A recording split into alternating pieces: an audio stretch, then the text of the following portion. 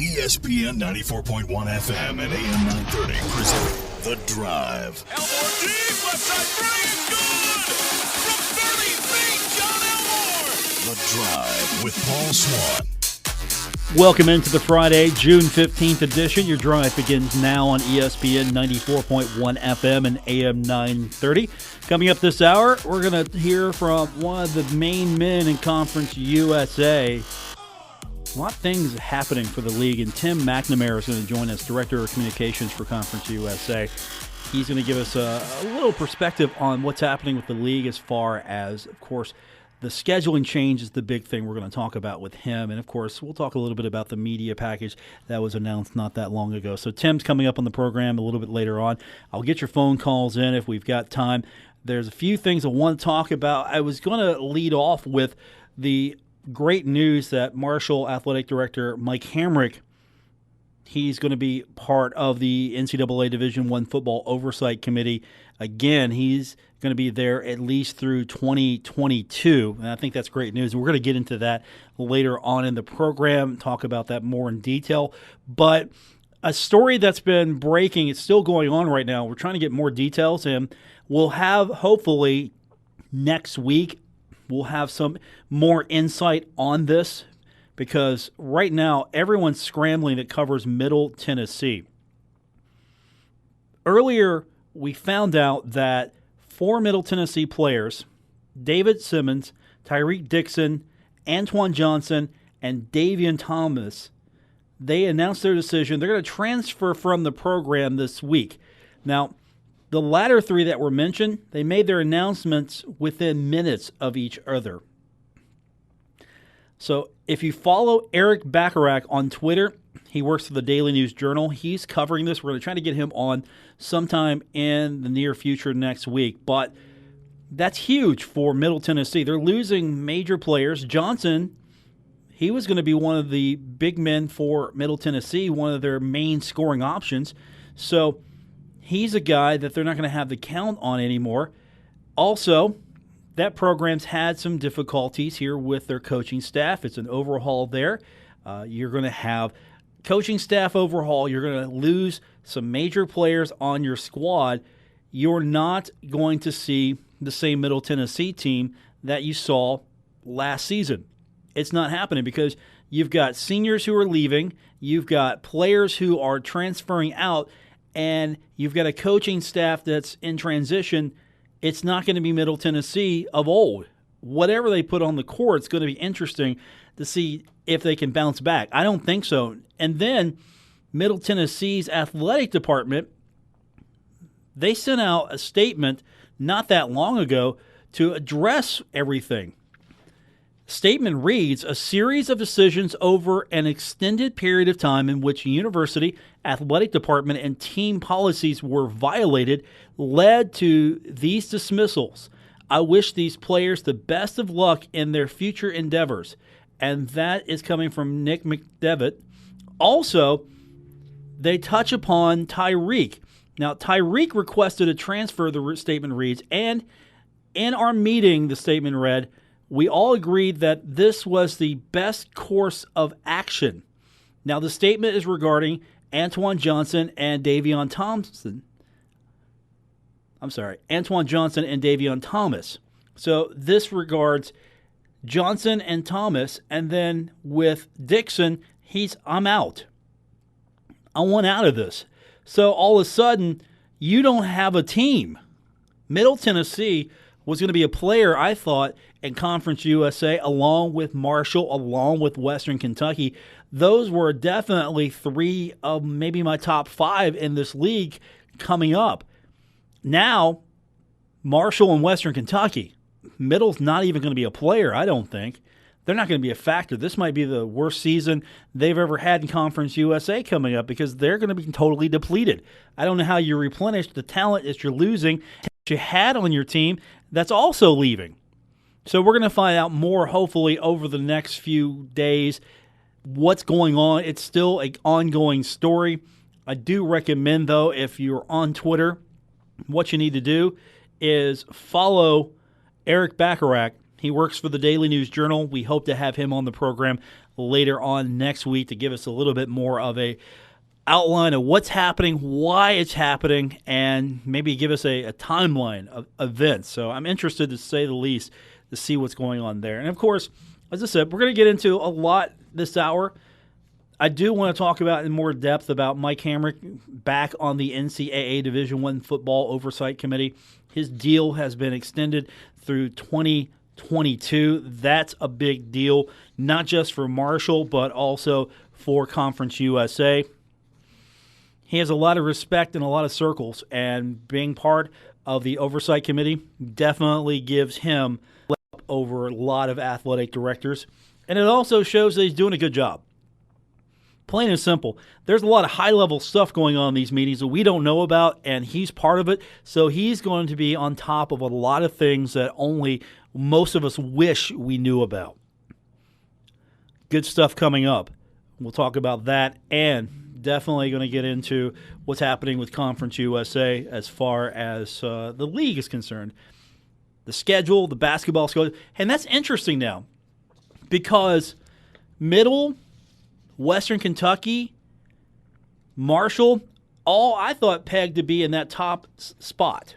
I thought they were going to be in that top spot fighting it out, and I was looking forward to the new schedule with Middle, Western, Marshall's in there. You get to play Marshall, Western Kentucky again. You'll see them 3 times. You'll see them 3 times, maybe 4. Because they're your travel partner, and so Marshall and Western Kentucky are going to see each other twice, and then most likely they're going to be in that upper echelon. You'll see them a 3rd time, and then possibly Conference USA. That excites me because I think that's one of the premier rivalries. But the other rivalry in Conference USA is Western Kentucky and Middle. I mean, Marshall's getting in there as well, but Middle, Western Kentucky, 100 miles of hate, love that rivalry. That's a great game. That's a great series. And those two schools have a good thing going. And now it seems that Western Kentucky might be starting to take the edge there for at least a couple of seasons until they can rebuild, if they can, with everything that's going on. And that also, in a way, damages Conference USA. What's going on at Middle damages the league because you were counting on Marshall, Western Kentucky, Middle, definitely those 3, and a few others to carry this league. That's why you're investing in this new pod system. You want to put your best foot forward. And I think Conference USA right now, without a good Middle Tennessee, it hurts the league. Someone's going to step up and fill that void. I don't know which team's going to do it, but right now, Middle, as far as I'm concerned, is out of the game. They're taking a huge loss here in basketball. We'll find out more as the few days we have over the weekend progress. And back here on Monday, I'm hoping we'll have some more answers for you. Okay, I'll tell you what we're going to do. We're going to take our first break. We'll come back, and we're going to talk to Tim McNamara. He is the Director of Communications for Conference USA. We're going to get his thoughts on everything that's happening the last few weeks in the league as far as the basketball schedule we're talking about here, how important that is. Also, I'm going to try to see if we can find a little bit more out about the TV deal from him. We'll get your phone calls in later on. Of course, you can find me on Twitter at Paul Swann. I'll read your responses. If they're pretty good, we'll get them on the air. And, of course, you can also call the program at 877-420-TALK, 877-420-8255. Tim McNamara coming up. It's The Drive, ESPN 94.1 FM and AM 930.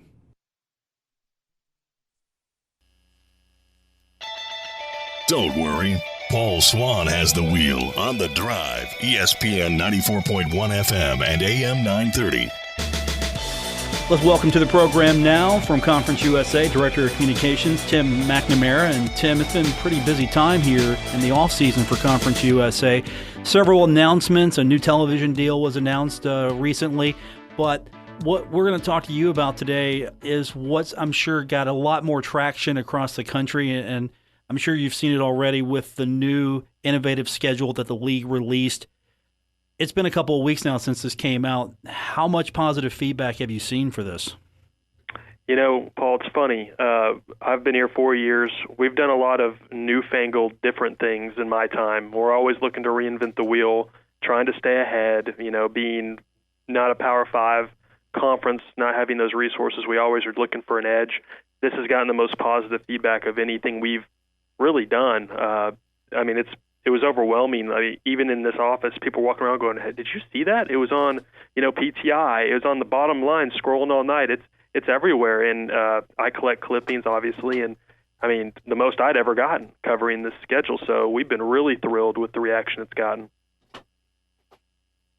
How much do you think that other conferences are now going to look towards Conference USA to model this? Because once it's out there and people see how innovative it really is, and if it works, how much fear do you have that, okay, in a couple of years, this isn't really going to be as special, and maybe other conferences are going to take this idea, and then we're going to be right back at ground zero? The more the merrier, in my opinion. In the end, you're just protecting your seeding and explore a way to do that. I think that creates a better field for the tournament and all. You heard this year there was some frustration with, the way the seeding worked and the way teams went, the way the bids went. And I think that the more parity we can get and get more conferences represented through a multi-bid, I think that's good for Conference USA and all the other conferences in the long run. There's been some talk maybe eventually expanding the tournament, and something like this would really help as far as getting more exposure. As far as this season coming up with this new format, how much of a push do you think you're really going to see as far as people talking about it, getting television exposure for this? Because if I'm a television partner, I'm looking for games to carry, I'm definitely going to cherry pick all of these, right?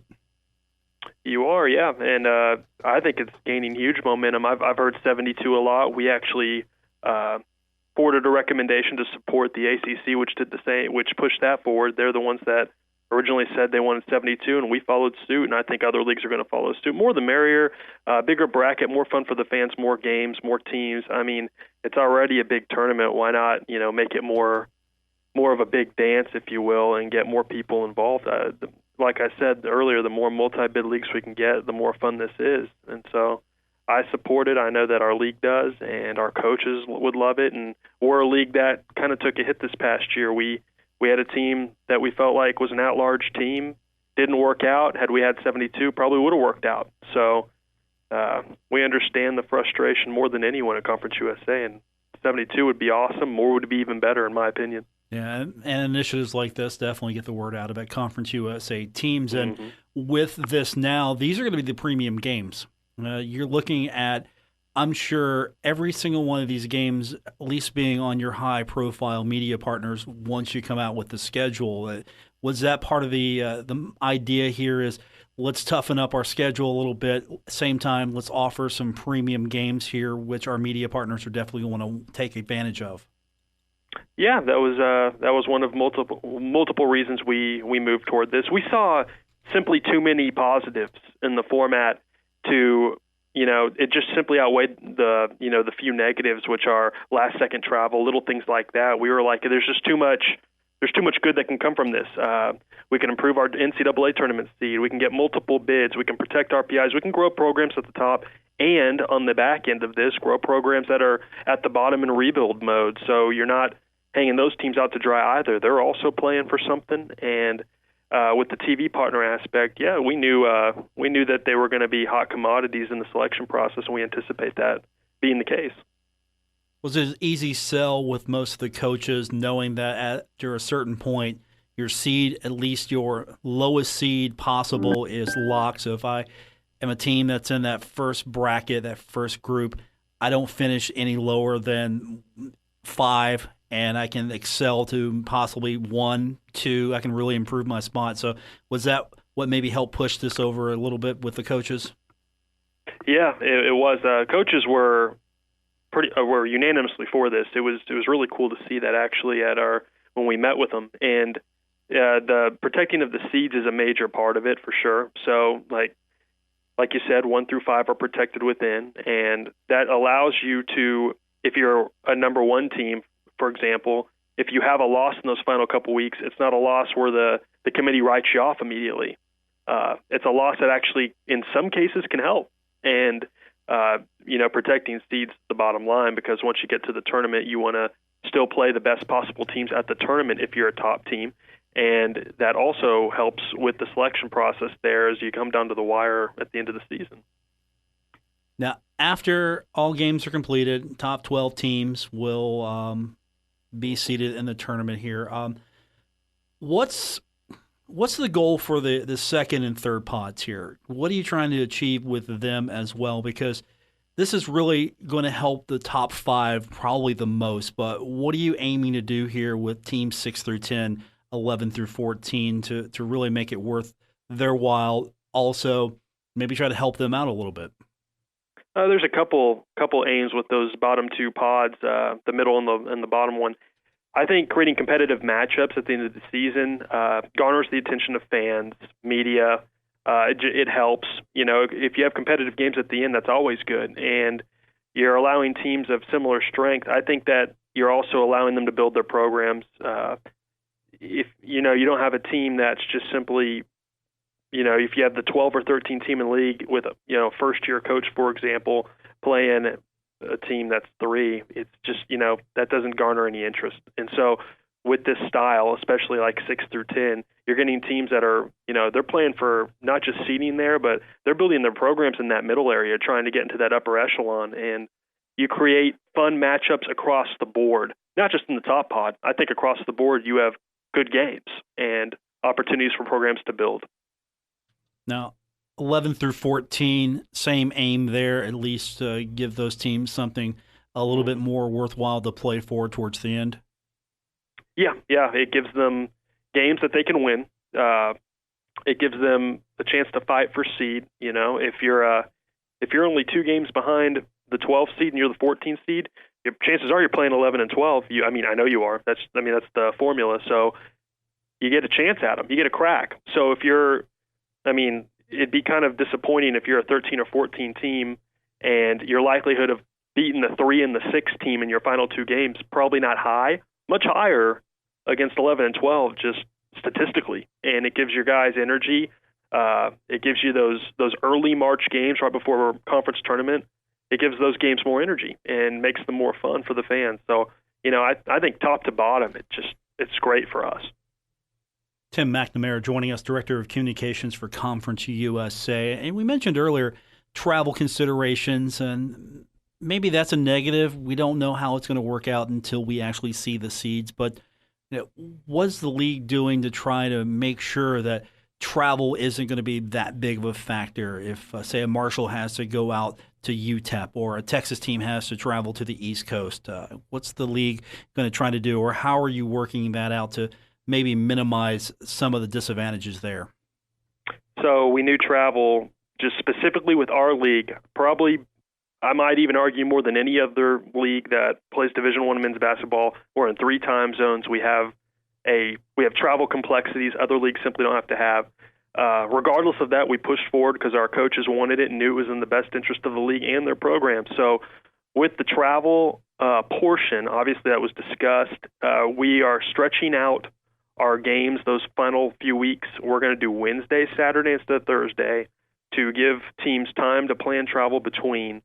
And the teams simply said they were willing to do it. And if Marshall's the number 1 seed and 2 through 5 are the 4 Texas schools, Marshall's going to be in Texas for a week and back in a week, and that's just the way it's going to play out. And we were thrilled the coaches made the commitment to just handle it.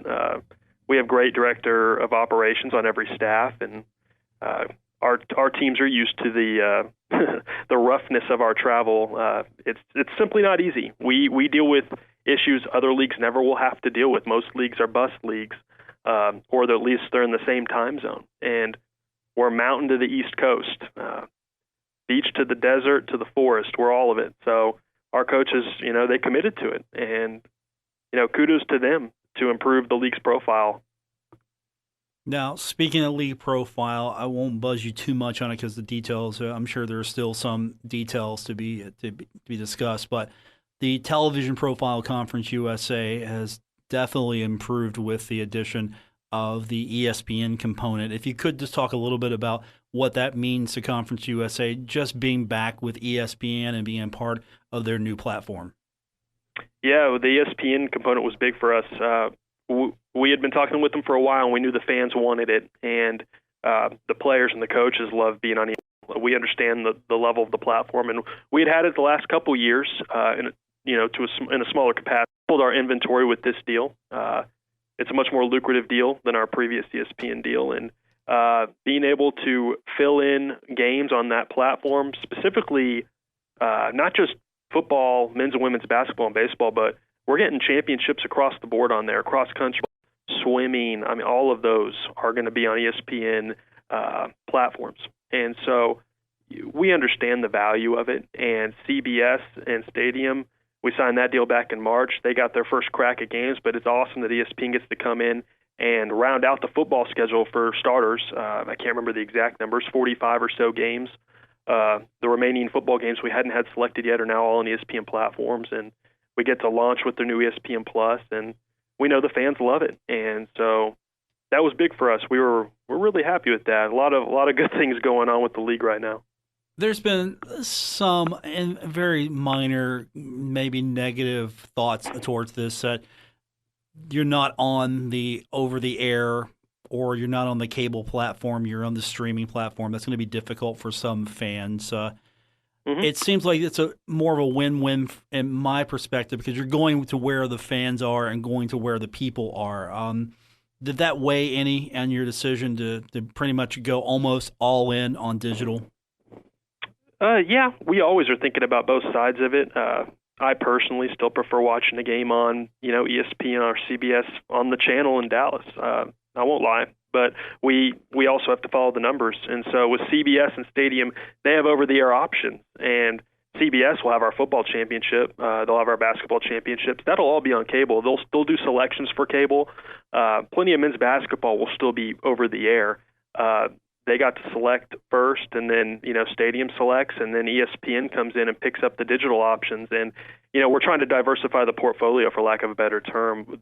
We understand we have fans everywhere, and the numbers each year, if you look at our statistics, it just says every year more and more people go to ESPN platforms. Nowadays, it's even more people that are going to social media platforms. The numbers we got off putting a couple of football games on Facebook last year alone were honestly mind-boggling. Even for a guy like me, I'm 28. I wouldn't think go to Facebook to watch a football game, but I mean, you're getting numbers like that, over 1 million in terms of impressions. It's just amazing. And so we're cognizant of our fans, and we want to put games everywhere, and we're trying to do the best we can to spread it all out. And the ESPN platform is one that speaks for itself, and from what we've gathered, people love it when we go there. So that's why we tripled our inventory on ESPN platforms. So we'll still have over the air, though, for sure. We'll never forget about people that love cable and the old school style that I still prefer myself. So that's how we're kind of going about it right now. Tim McNamara, guest director of communications for Conference USA. And just a follow-up to that, now that you have ESPN Plus, part of the portfolio, what happens to CUSA TV? Because I know that was an important step for this league to try to compensate for a few years and at least to put your foot into this space. So CUSA TV will still pick up, a lot of the games that aren't going to be on ESPN's platform. We still have, we have so many games, volleyball, soccer. We have plenty of basketball games left that are home contests, non-conference games, the like. ESPN, the beauty of that is a revolving door. We can always add more later. So CUSA TV, as of now, is slated to pick up games, throughout the year that simply have not been pushed to ESPN yet. But as our production standards continue to increase on campus and we get where we're trying to go, more and more games are going to move to ESPN. But CUSA TV, it's going to have less than it's had in the last couple of years, but it'll still be a part of this entire process for games that simply haven't been selected or the production isn't available to put it on a different platform. Do you feel that CUSA TV was that needed step to get everyone to that point where they could make this step to ESPN? Because ESPN has really strong standards as far as their production, and everyone's going to be required to do this. So was that important that maybe have this mid-step to get to this point? Absolutely. We saw other conferences doing similar digital networks, and I know it helped other conferences as they went through that growing process. So with USA TV, we knew that it was going to help people sort of understand the movement we were making, understand the way things are kind of changing. It simply isn't pull up the TV truck, put it on Channel 48 anymore.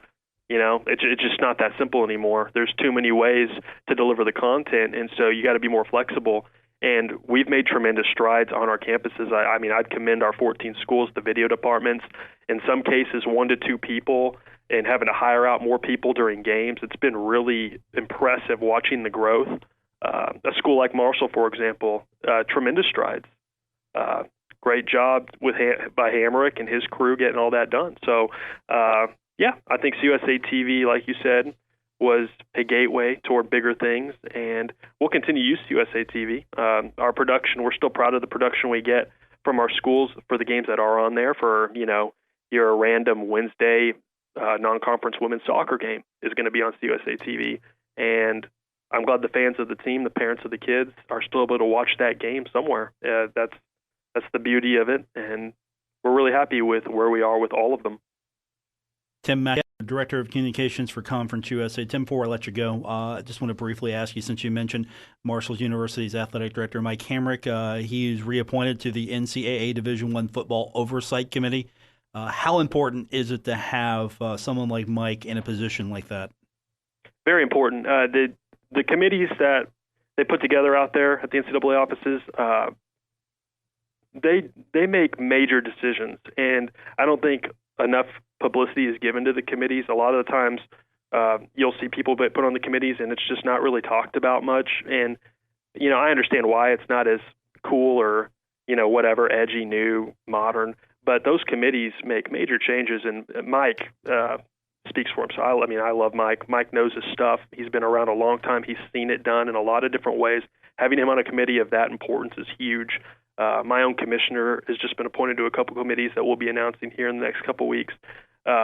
Getting our top lieutenants into the offices up there in Indy and into those rooms is big, and it gives Conference USA a voice in that room. And so, having Hamrick in there is awesome. And he's keep doing a great job with that university. He's really done a wonderful job with that athletic department. Great people over there.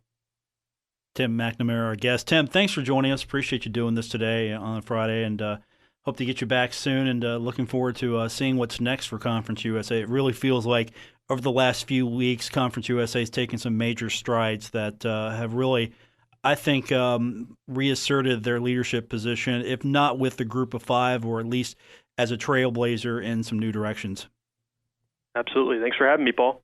Tim McNamara, our guest, Director of Communications for Conference USA. We'll take our first break, come back, and we'll continue on with your phone calls. It is The Drive on ESPN 94.1 FM and AM 930.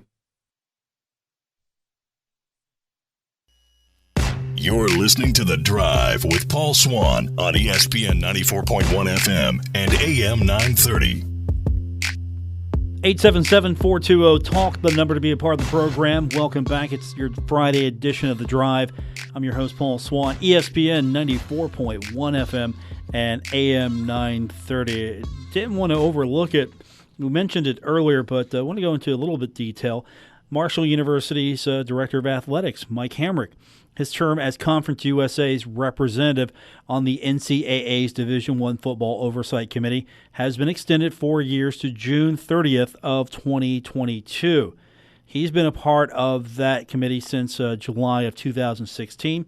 Now, those of you not familiar with what the committee does, the Football Oversight Committee,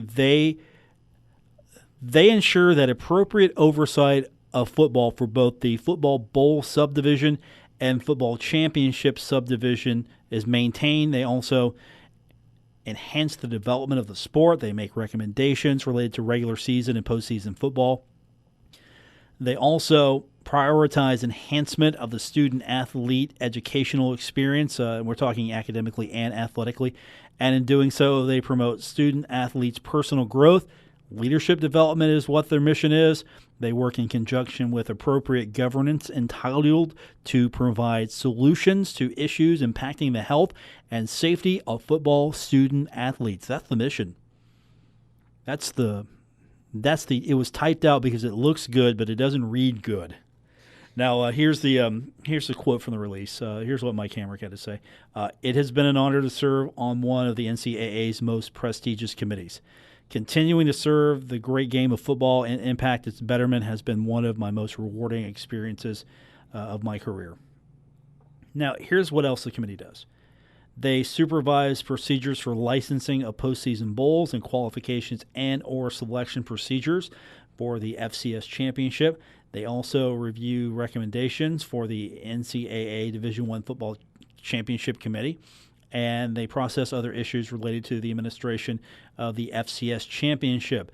They assume many of the duties of the former NCAA Division I Football Issues Committee. They also provide direction to the NCAA Football Rules Committee regarding playing rules governing FBS and FCS football. Basically, they make a lot of things happen in football, the game of football. So it's good to know that you've got Mike Hamrick. He's on the committee again. He's going to stay through 2022. That's a big deal. Not only did you get your first term, but you get a second term. You also you are able to know what's going on, keep your finger on the pulse of college football. It helps him as an athletic director because he's definitely privy to a lot of things that other athletic directors maybe wouldn't have access to. Also, it makes him a big deal as far as athletic directors are concerned. I mean, you've got to look at these members of the committees, and you see Mike Hamrick's been there for a while. It helps him. It definitely helps him as far as networking, building relationships. It's a big deal. It's really it's not this token title that you get to be on the committee. It's not, okay, we're going to show up, have some laughs, talk it over a little bit. No, this is a really important member of college football landscape, the committee. I mean, it as a group, it really shapes football. All right, we went a little long in our last segment, so we're going to take our next and final break. We'll come back. We'll get some of your phone calls in. We'll do so at 877-420-TALK, 877-420-8255. More on the way. The Drive continues on ESPN 94.1 FM and AM 930.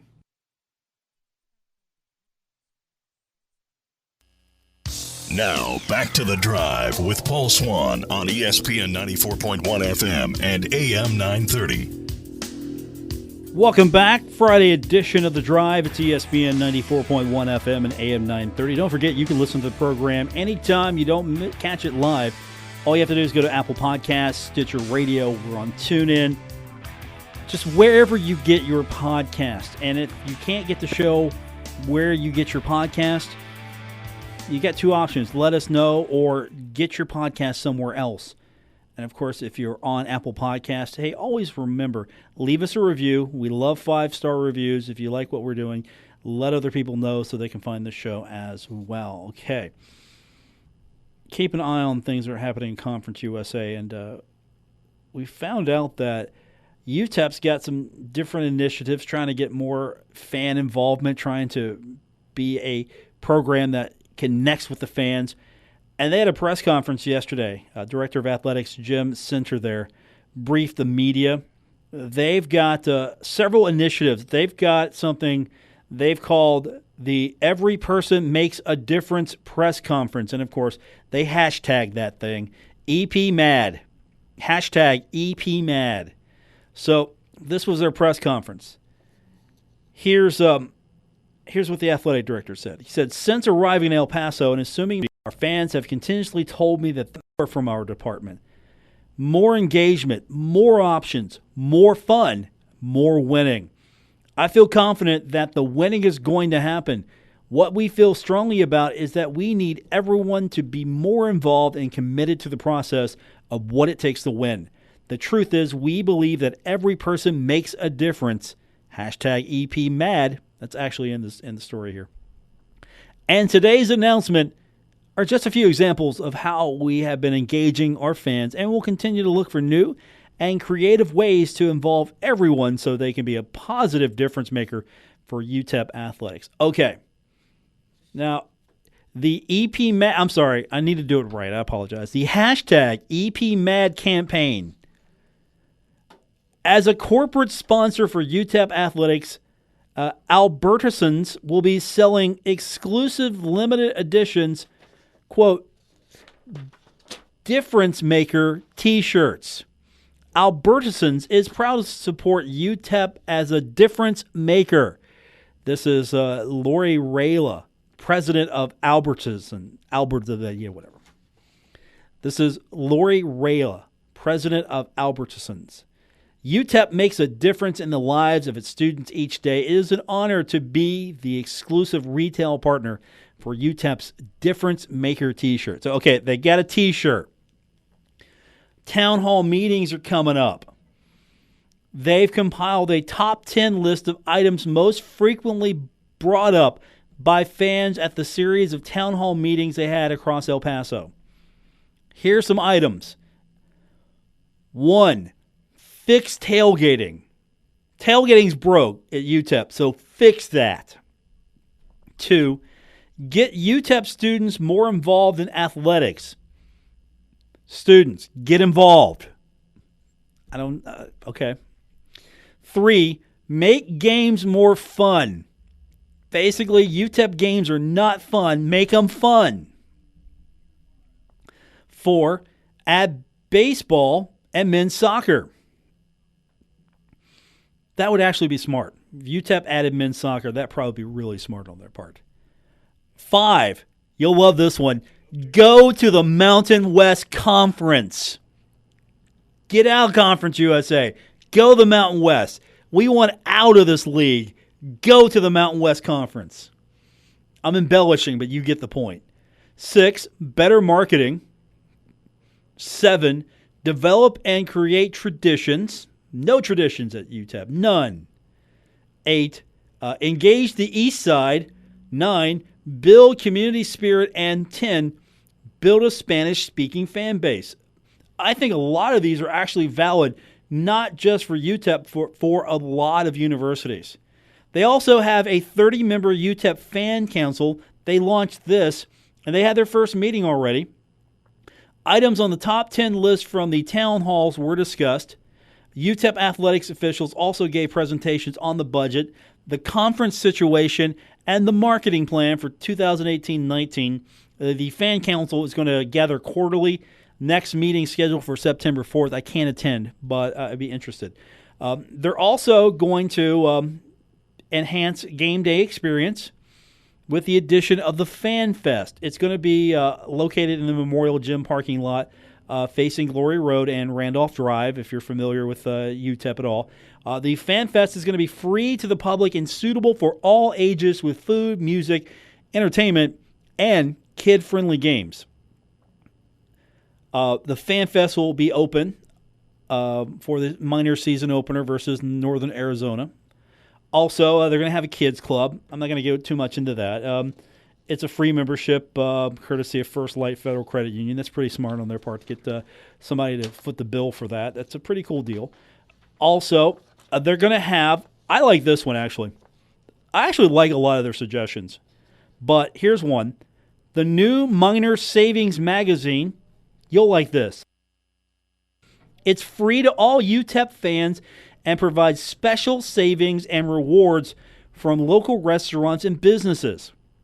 The UTEP football schedule card features a year-long BOGO Church's chicken meal deal. I don't know if that's a big deal, but you get a BOGO Church's chicken meal deal.